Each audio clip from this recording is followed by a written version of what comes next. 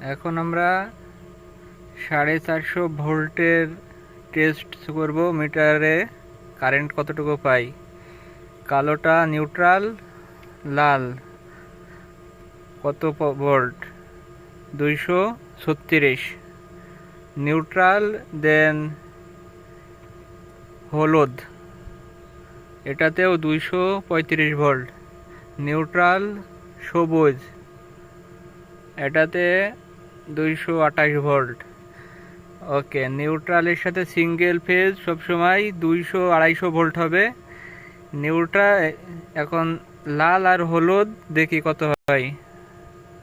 লাল আর হলুদ 403 ভোল্ট, হলুদ সবুজ 403 ভোল্ট, লাল সবুজ 404 ভোল্ট।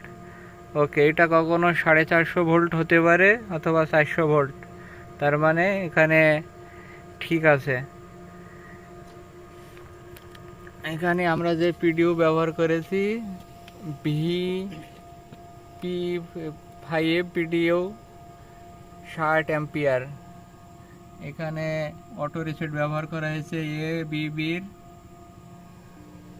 এই যে এখানে LB control, Malaysia Celcom DG.